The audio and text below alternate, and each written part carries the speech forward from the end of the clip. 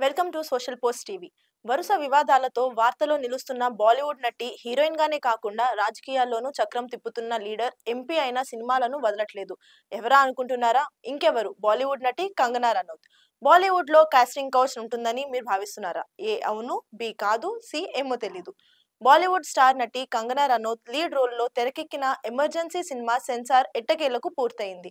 ఈ సినిమాకు censor board of film certification CBFC UA certificate జారీ చేసింది. అయితే సెన్సార్ బోర్డు సినిమాలలోని పలు సన్నివేశాల విషయంలో అభ్యంతరం వ్యక్తం చేసింది. ఆయా సీన్స్ ను తొలగించడమో లేదా వాటి స్థానంలో కొత్తవి యాడ్ చేయాలని మూవీ యూనిట్ కు సెన్సార్ బోర్డు సూచించింది. అందులో బంగ్లాదేశ్ శరణార్థులపై పాకిస్తాన్ సైనికులు దాడి చేయడం, ఓ చిన్నారి, ముగ్గురు మహిళలను శిరచ్ఛేదం చేయడం వంటి సన్నివేశాలను మార్చాలని చెప్పింది. ఇక భారతం మహిళలను కించపరిచేలా నిక్సన్ పాత్ర చేసిన వ్యాఖ్యలకు సంబంధించి బంగ్లాదేశ్ శరణార్థులు కోర్టు తీర్పుల సమాచారం ఎక్కడిది, ఆపరేషన్ బ్లూ స్టార్ ఫుటేజ్ అనుమతికి సంబంధించి కొన్ని వివరాలు కోరింది. అయితే ఈ సినిమాలలో తమను తప్పుగా చూపించారని ఓ వర్గం కోర్టును ఆశ్రయించింది. ఈ నేపథ్యంలోనే సెన్సార్ సర్టిఫికేట్ ఆలస్యమైంది. దీనిపై కంగనా బాంబే హైవే కోర్టును సైతం ఆశ్రయించారు. అయినప్పటికీ ఆమెకు బాంబే హైకోర్టులో ఊరట లభించలేదు.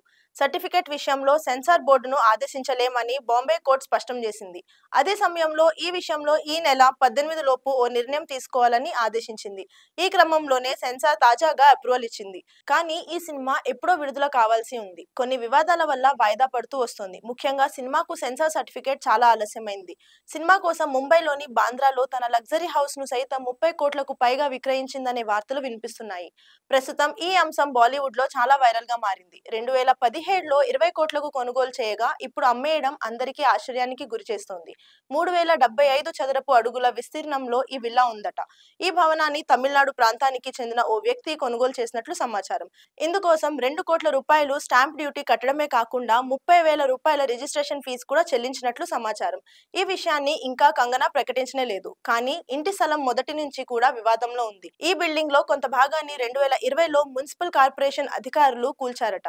ఈ ఇంటిని అక్రమంగా నిర్మిస్తున్నారనే విధంగా ఆరోపణలు కూడా వినిపించాయి. అయితే కంగనా రనౌత్ ఈ ఇంటిని కూల్చడం వెనుక కొన్ని రాజకీయ శక్తులు ఉన్నాయని టాక్. అలాగే ఇప్పుడు ఎమర్జెన్సీ సినిమాపై సిక్ సంఘం కూడా చాలా వ్యతిరేకత చూపిస్తోందట. కాగా కంగనా స్వీయ దర్శకత్వంలో ఈ సినిమా తెరకెక్కింది.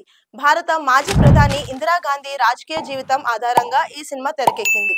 1975 నాటి ఎమర్జెన్సీ పరిస్థితులను ఈ సినిమాలో చూపించనున్నారు. ఈ సినిమాలో కంగనా ఇందిరాగాంధీ పాత్రలో కనిపించనుండగా బాలీవుడ్ స్టార్ నటులు అనుపమ్ ఖేర్, శ్రేయస్ తల్పడే కనిపించనున్నారు. సెప్టెంబర్ 6న మూవీ రిలీజ్ కావాల్సి ఉండగా సెన్సార్ సర్టిఫికేట్ విషయంలో ఆలస్యం అవడం వల్ల వాయిదా పడింది. మేకర్స్ త్వరలోనే కొత్త రిలీజ్ డేట్ అనౌన్స్ చేసే ఛాన్స్ ఉంది. మరి ఇన్ని ఇబ్బందులు నడుమ కంగనా ఈ సినిమాని ఎలా రిలీజ్ చేస్తుందో చూడాలి.